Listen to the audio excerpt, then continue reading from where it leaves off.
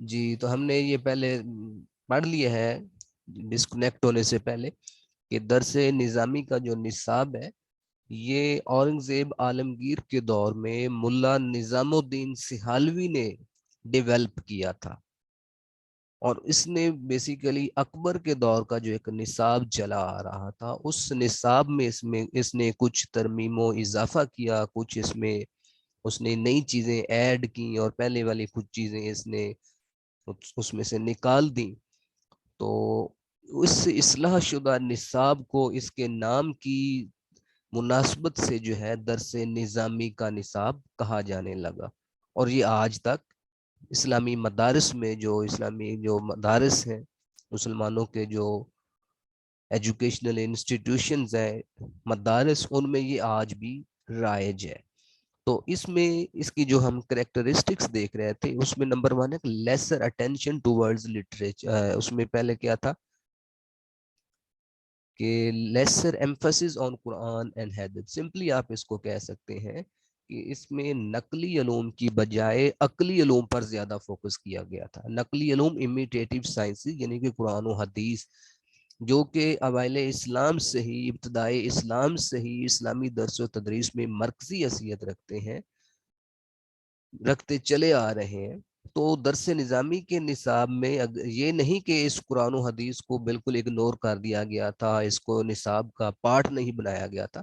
نصاب کا قرآن و حدیث جو تھے وہ حصہ ضرور تھے، لیکن ان کو وہ حیثیت یا اسٹیٹس نہیں ملا جو ملنا چاہیے تھا. یعنی کہ پرائمری فوکس جو ہے نقلی علوم کو ہونا چاہیے. تو اس میں مطلب یہ چیزیں آپ کہہ لیں ٹول سبجیکٹس جو تھے اس میں صرف و نحو ہے، گرامر ہے، فلسفہ ہے، منطق ہے، اس قسم کی جو ریشنل سائنسز تھیں وہ پہلے آ گئیں، اور قرآن و سنت کو جو ہے جو نقلی علوم ہے ان کو آپ کہہ لیں کہ سیکنڈری امپورٹنس دے گی. اسی لیے lesser emphasis on Quran and حدیث.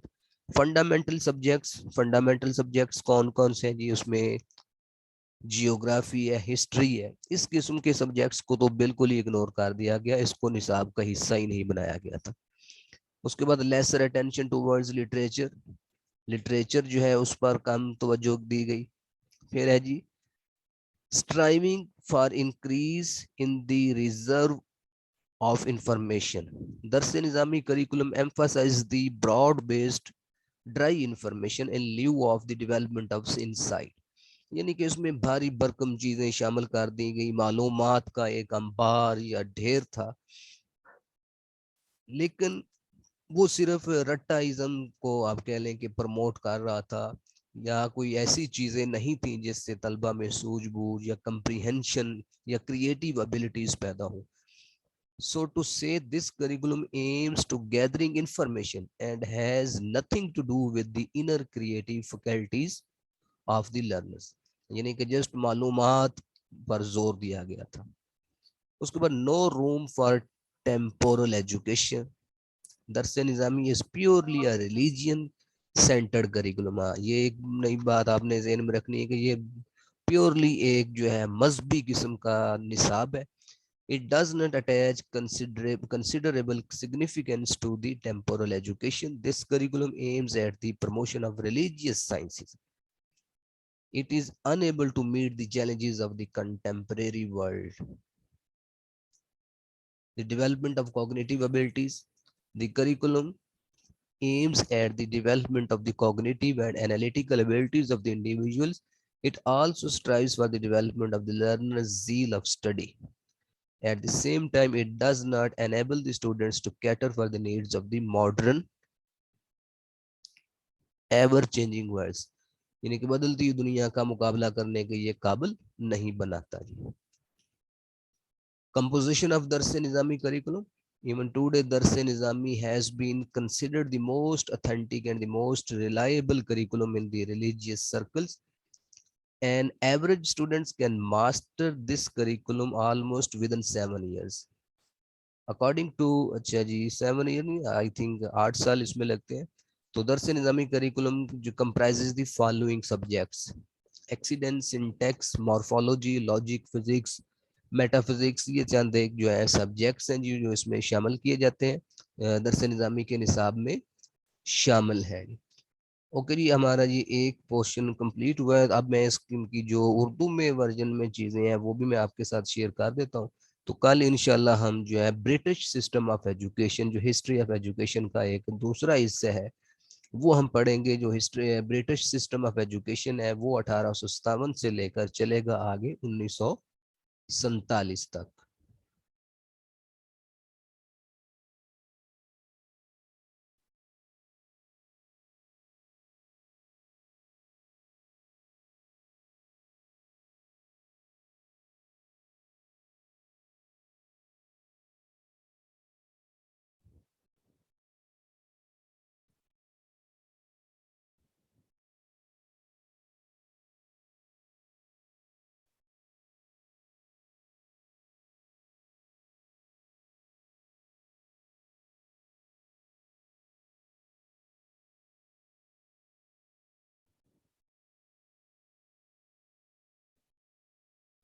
جی یہ شو ہو رہی اس نیو پیج مکتب مدارس وغیرہ؟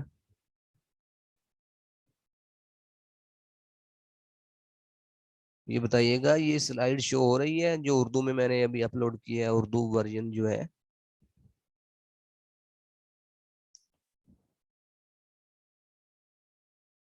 اوکے جی۔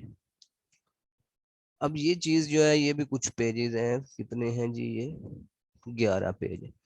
جو کچھ ہم نے پڑھ لیا ہے تو کچھ چیزیں اس میں ریپیٹ ہیں، کچھ نیو انفارمیشن آپ کو ملے گی، تو دونوں کو ملا کر آپ نے اسٹڈی کرنا ہے۔ اس طرح اس میں سے جو بھی کویسچن آئے گا انشاءاللہ you will definitely be able to attempt any question from this portion.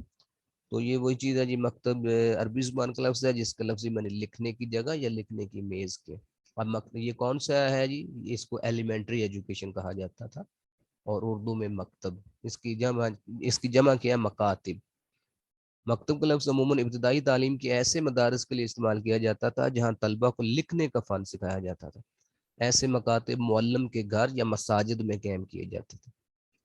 تو یہ ساری چیزیں میں آپ کو بتا چکا ہوں، اس کو بھی آپ نے جناب پڑھ لینا ہے۔ مکتب میں جو استاد ہوتا تھا اس کو معلم کہتے تھے، اور مدارس جو ہے اس میں جو ٹیچر پڑھانے والا ہے اس کو مدرس کہتے تھے۔ یعنی کہ جب مکاتب کی تعلیم کا سلسلہ ختم ہو جاتا تھا تو اگر کوئی اسٹوڈنٹ اپنی تعلیم جاری رکھنا چاہتا تھا تو پھر وہ جس تعلیمی ادارے میں جاتا تھا وہ مدارس ہوتے تھے، یعنی سیکنڈری ایجوکیشن ہوتی تھی۔ اور یہ بھی جو ہے ان کے لیے بھی کوئی الگ سے عمارتیں موجود نہیں تھی، یہ بھی یہ آگے آئی تھنک آئے گا کہ اس بادشاہ کے دور میں آ کر یہ مدارس کی عمارتیں الگ بننے لگی۔ اس سے پہلے یہ مدارس بھی مساجد کے اندر ہی تھے۔ جامعات، جامعہ یا یونیورسٹی کا درجہ قرون وسطیٰ میں اعلیٰ درجے کی درسگاہوں کے لیے استعمال ہوتا تھا۔ نظامیہ بغداد اور دوسرے شہروں میں قائم ہونے والی درسگاہیں اسی درجے کی تھیں۔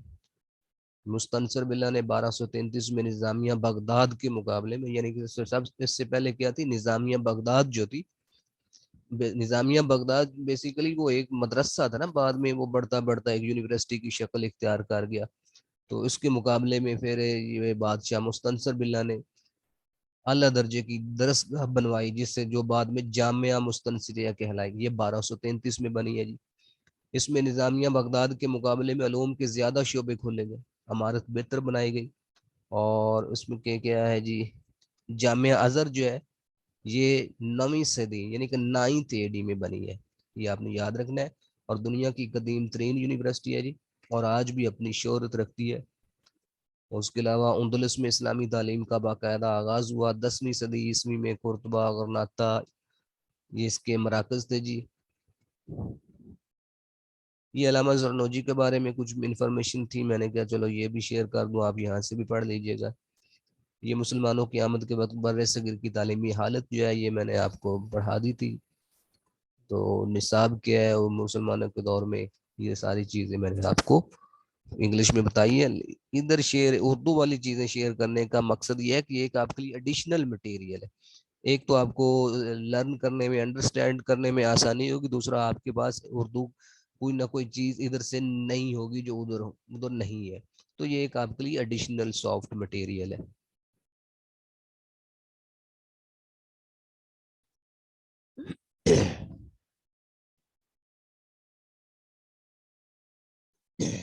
اچھا جی، ثانوی تعلیم کا نصاب ہے اعلیٰ تعلیم، یہ ادھر ہم نے پڑھ لیا ہے انگلش ورژن میں کہ ثانوی تعلیم کے نصاب میں، یہاں پر بالکل ہی بریفس ہے، ادھر انگلش میں تھوڑا سا ڈیٹیل ہے۔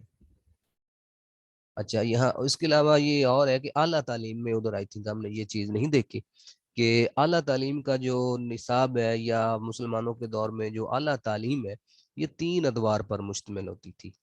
پہلا جو دور ہے وہ شروع ہوتا ہے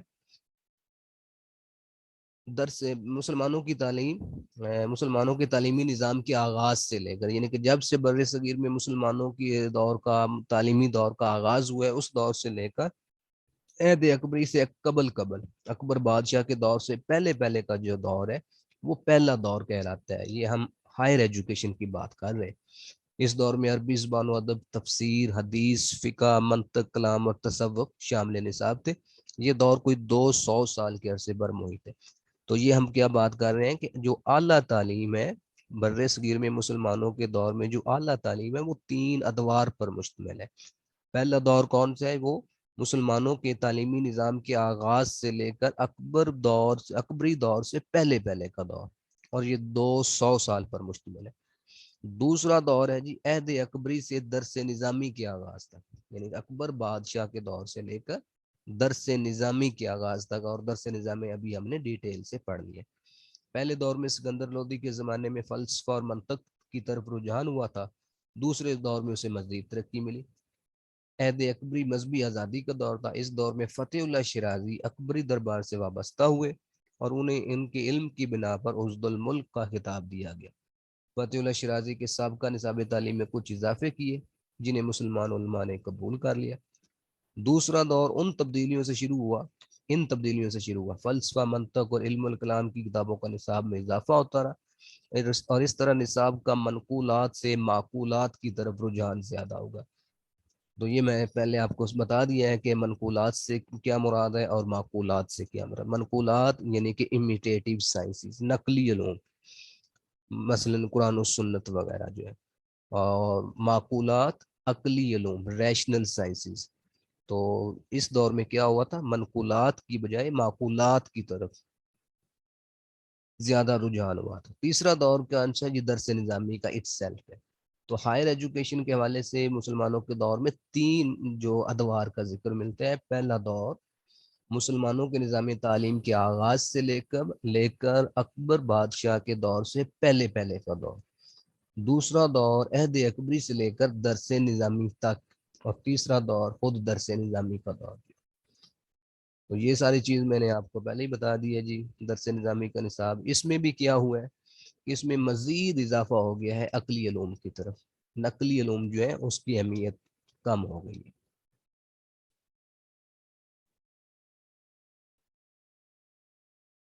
یہ درس نظامی کی خصوصیات ہیں جی، یہ ادھر سے بھی آپ نے پڑھ لینی ہے۔ درس نظامی کے نصاب میں معلومات کی وسعت کی بجائے فہم و تدبر اور سوچ بچار پر زیادہ زور دیا گیا۔ قرآن و حدیث پر کم توجہ تھی، یہ ساری چیزیں آپ نے دی۔ تدریسی طریقے بھی وہی ہیں جی۔ تعلیم کے مختلف مدارج کے لیے درج ذیل تدریسی طریقے استعمال کیے گئے۔ ابتدائی تعلیم، بچوں کو ابتدائی تعلیم مکاتب میں دی جاتی تھی۔ تعلیم کی ابتدا، اچھا یہاں پر ایک نئی چیز ہے جو ادھر نہیں ہم نے پڑھی، رسم بسم اللہ۔ تو یہ کویسچن ہو سکتا ہے کہ رسم بسم اللہ سے کیا مراد ہے؟ رسم بسم اللہ سے مراد یہ ہے کہ جب کوئی بچہ 4 سال 4 ماہ اور 4 دن کا ہو جاتا تھا تو بچے کو اس کے والدین جو تھے وہ استاد کے سپرد کر دیتے تھے، اور اس اساتذہ جو تھے یا کوئی استاد جو ہوتا تھا وہ بچوں کے عزیز و اقارب اور رشتہ داروں کی موجودگی میں بسم اللہ، سورہ ال کی ابتدائی آیات اور سورہ فاتحہ پڑھتے تھے، اور اس طرح بچے کی تعلیم و تدریس کا باقاعدہ آغاز ہوتا تھا۔ یہ رسم کہلاتی تھی رسم بسم اللہ۔ تو یہ ابتدائی تعلیم میں تدریسی طریقے کی ہم بات کر رہے ہیں۔ قرآن کریم معمولی پڑھنا لکھنا ابتدائی حساب سکھایا جاتا تھا۔ یہ ابتدائی یعنی کہ مکاتب کا جو درجہ ہے، ایلیمنٹری لیول پر جو تدریسی طریقہ ہے، یہ بچوں کو حروف تہجی اور ان کی مختلف صورتوں کی پہچان کرانے کے بعد حروف کو ملا کر پڑھنے کی مشق کرائی جاتی تھی۔ اچھا جی، اس کے بعد جاتے ہیں جی ثانوی اور اعلیٰ درجات میں تدریسی طریقے، یہ ہم نے ادھر ہی پڑھ لیے ہیں۔ تقریری طریقہ، لیکچر میتھڈ، درسی کتاب کا طریقہ، ٹیکسٹ بک میتھڈ، بحث و مباحثہ یعنی کہ ڈسکشن میتھڈ، اور گہرا مطالعہ انٹینسیو میتھڈ آف ٹیچنگ. مانیٹوریل سسٹم یہ دیکھیں، یہ اس کو بھی آپ نے ایک دفعہ پڑھ لینا ہے. مولانا شبلی اس بارے میں لکھتا ہے کہ اس زمانے میں نامور علماء کا دستور تھا کہ جب وہ درس دے چکے تو شاگردوں میں سے جو سب سے زیادہ لائق ہوتا وہ باقی طالب علموں کو دوبارہ درس دیتا تھا اور استاد کے پڑھائے ہوئے مضامین کو اچھی طرح ذہن نشین کراتا تھا. یہ منصب جس طالب علم کو حاصل ہوتا تھا اسے معید کہتے تھے. تو اس چیز کو بھی آپ نے پڑھ لینا ہے جی. جائزہ یعنی کہ آپ کہہ سکتے ہیں اس کا، اس سے مراد سسٹم آف ایگزامینیشن ہے جو ادھر ہم نے پڑھے. معلم ہفتے میں ایک، اچھا یہ جائزے کا ایک طریقہ تھا یہ آموختہ. آموختہ مین سبق، کہ معلم ہفتے میں ایک دن آموختہ سننے کے لیے مقرر کرتا تھا. یعنی ابتدائی تعلیم میں جس چیز کا جائزہ لیا جاتا تھا وہ حافظہ تھا، اور اس طرح یہ معلوم کیا جاتا تھا کہ بچوں نے کس قدر سبق پڑھا ہے. تو یہ ابتدائی تعلیم میں آموختہ کا طریقہ بھی رائج تھا، یعنی کہ سبق سننے کا. نظم و نسق یہ وہی آ گئی جی، یعنی کہ ایڈمنسٹریٹو پوائنٹ آف ویو سے جو ایجوکیشنل انسٹیٹیوشنز تھے ان کی جو اقسام ہے. سرکاری مدارس state educational institution, mosque institutions یا ماسک سکولز. اس کے بعد یہ کون سے ہوگا جی، شرائنز والے جو ہیں خانقاہوں سے، مزاروں سے جو افیلیٹڈ تھے یا ان کے ساتھ منسلک تھے. علماء اکرام کی قائم کردہ ذاتی مدارس، وہی جو ہوم بیسڈ والنٹری جو ایجوکیشنل انسٹیٹیوشنز ہیں. اچھا جی، اس کے بعد ہے جی انگریزی دور میں اردو اور فارسی کی جگہ، یہ کوئی نئی چیز مس تو نہیں ہوگی. اچھا جی، پاکستان کے قیام کی 20 وجہ، یہ کوئی آئی تھنک یہ اور کوئی آ گیا. مسلمانوں کے نظام تعلیم میں یہ اہم نکات بھی آپ نے پڑھ لینا جی لازمی. مسلمانوں کے نظام تعلیم میں مکتب و مدرسے کا کردار بڑا اہم ہے جی. تعلیم کے مختلف طریقے، تدریسی طریقے یا ٹیچنگ میتھڈز ہیں جی. Lecture method, text book method, discussion method اور ڈیپ اسٹڈی میتھڈ. بر صغیر میں مسلمانوں کے مدارس کا انتظام مختلف اداروں کے پاس تھا، جیسے سرکاری مدارس، خانقاہوں سے ملحق مدارس وغیرہ. امام غزالی کے نزدیک حقیقت تک رسائی تعلیم کے بغیر ممکن نہیں، وحی کے ذریعے حاصل کیا ہوا علم سچا اور حقیقی علم ہے.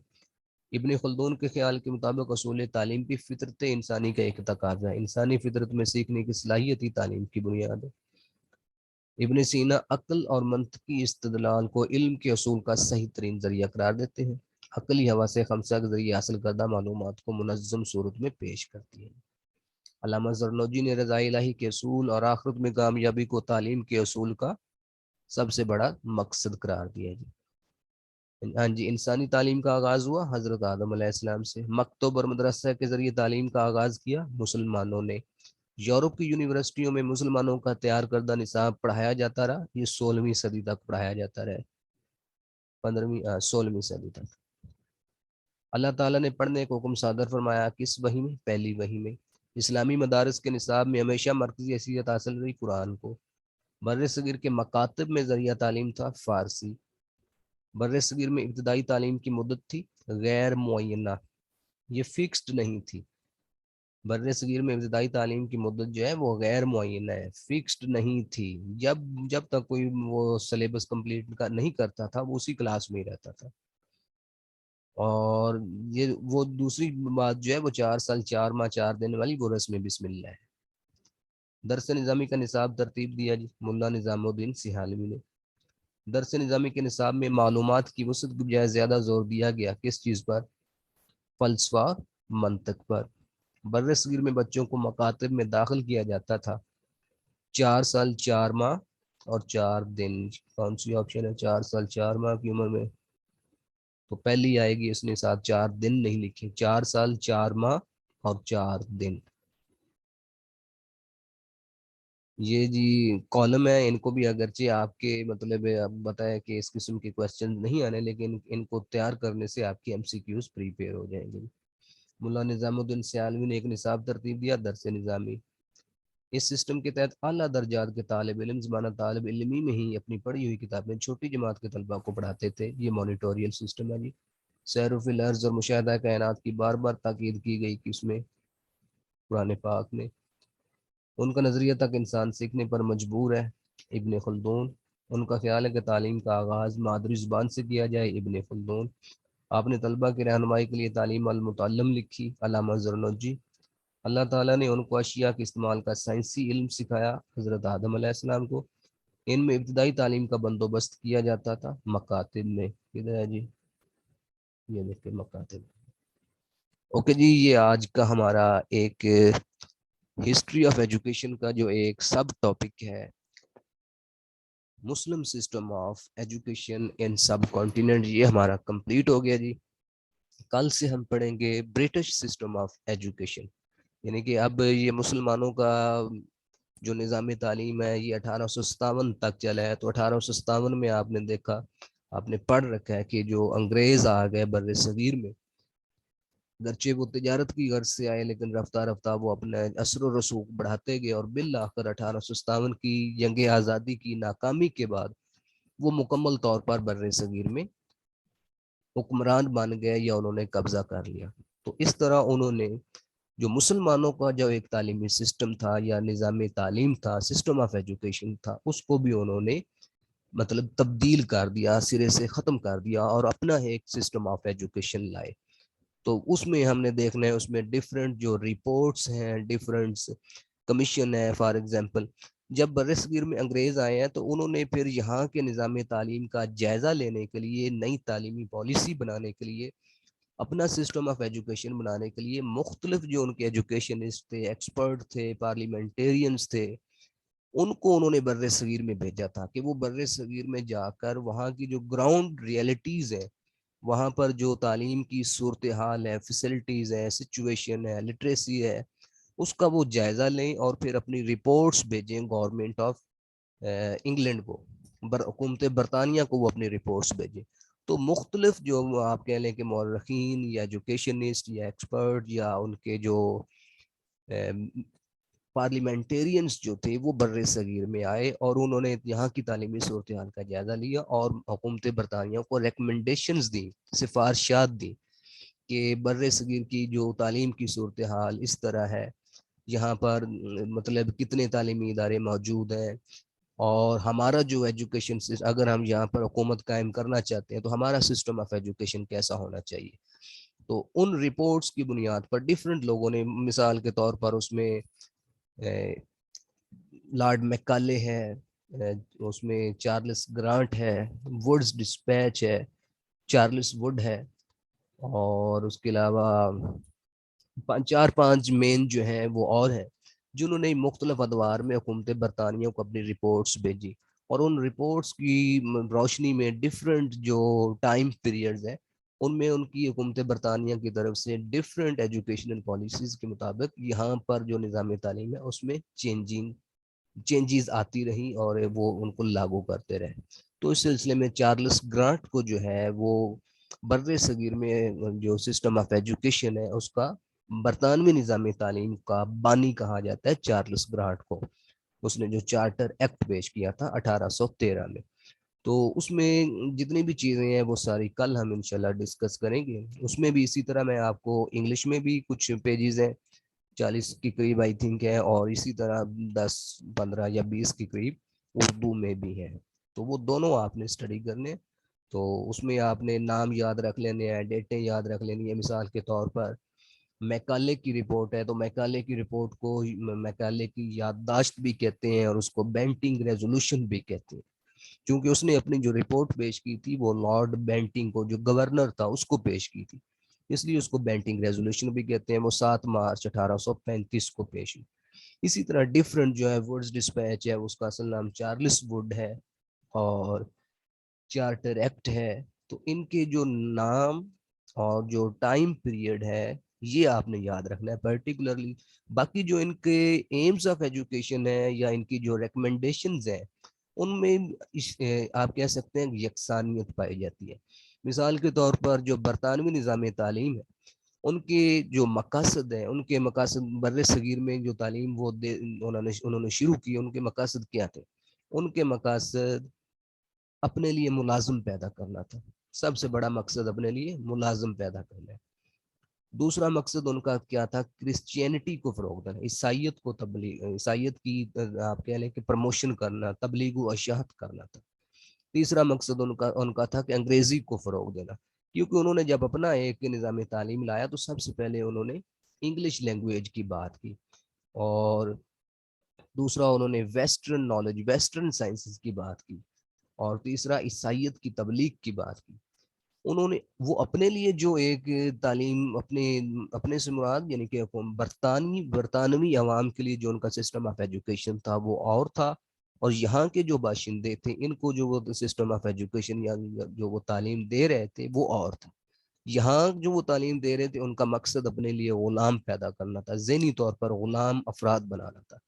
اور لارڈ میکالے نے یہ کہا تھا کہ ہمارا مقصد ایسی تعلیم دینا ہے جس سے یہاں ہندوستان کے باشندے جو ہیں وہ دیکھنے سے تو ہندوستانی معلوم ہوں، لیکن وہ ذہنی طور پر ہمارے غلام ہونے چاہیے، یعنی کہ اپنی وضاقتہ کے لحاظ سے، اپنے چال چلن کے لحاظ سے وہ ہمارے غلام ہوں۔ اور وہ لارڈ میکالے جو ہے وہ خاص طور پر جو مشرقی علوم کو تو وہ انتہائی محدود اور گھٹیا تصور کرتا تھا۔ اسی طرح جتنی بھی رپورٹس آپ پڑھیں گے یا جتنے بھی برطانوی مقاصد تعلیم ہے ان میں یکسانیت آپ دیکھیں گے رپورٹس میں، ریکمنڈیشن میں، کہ جو اوورال برطانوی نظام تعلیم کے مقاصد ہیں ان کی کنٹینیوٹی ہوگی جو ڈفرینٹ رپورٹس ہوں گی، اگرچہ کہیں کہیں وہ ایک آدھ ریکمنڈیشن ایسی مل جائے گی کہ مشرقی علوم کو بھی فروغ دیا جائے، فنڈز دیے جائیں، لیکن وہ جسٹ کہنے کی باتیں ہوتی تھی، امپلیمنٹیشن ان کی جو مین پالیسی ہوتی تھی اسی پر ہی ہوتا تھا کہ ہم نے سائنس کو فروغ دینا ہے اور انگلش زبان کو فروغ دینا ہے، عیسائیت کو فروغ دینا ہے۔ اس مقصد کے لیے انہوں نے عیسائی مشنری بھیجے تھے، مشنری سکول بنائے تھے۔ تو یہ جب ہم پڑھ لیں گے تو اس کے بعد ہم دیکھیں کہ ان کے خلاف رد عمل کے طور پر جو تھے پھر ڈفرینٹ موومنٹس بھی شروع ہوئی، جن میں تحریک دیوبند ہے اور تحریک علی گڑھ ہے، کیونکہ اس سسٹم آف ایجوکیشن کو مسلمانوں کی اکثریت نے جو ہے ریجیکٹ کر دیا تھا۔ وہ یہ کہتے تھے کہ برطانوی نظام تعلیم کے تحت جو تعلیم حاصل کرنے ہے وہ ایسے ہے کہ خدا نخواستہ ہم اپنی مشرقی جو تہذیب و ثقافت ہے، کلچر ہے، رسم و رواج ہے، اس کے ساتھ ساتھ کہیں ہم اپنے دین یا دین اسلام سے بھی نہ کٹ جائیں۔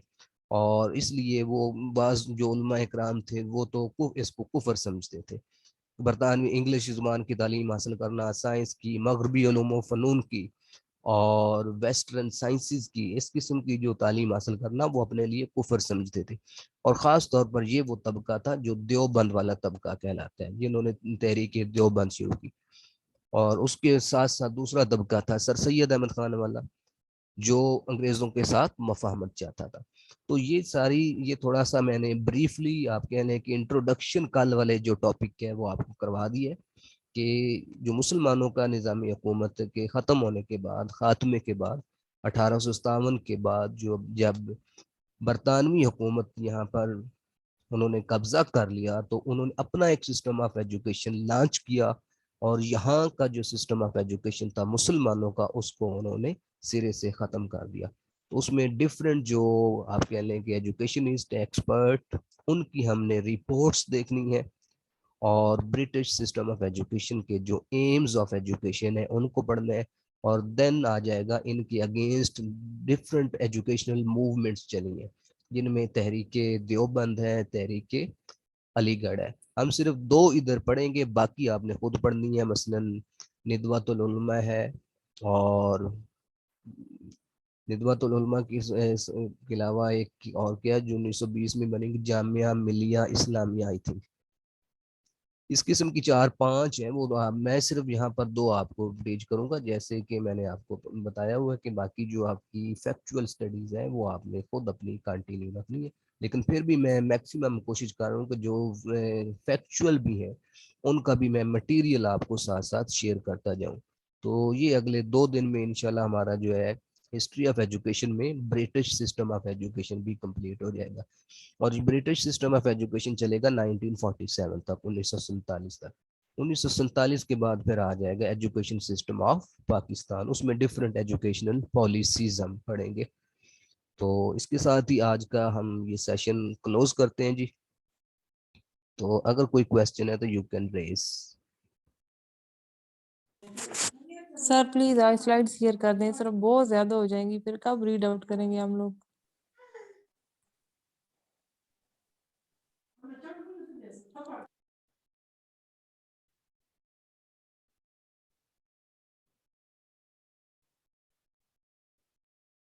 جی نو کوشچن.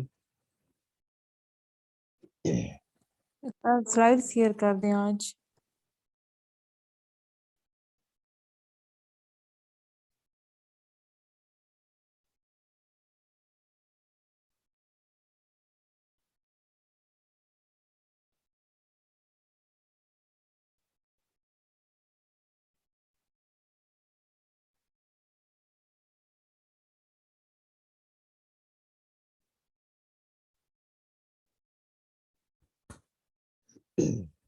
اوکے جی، پھر اللہ حافظ.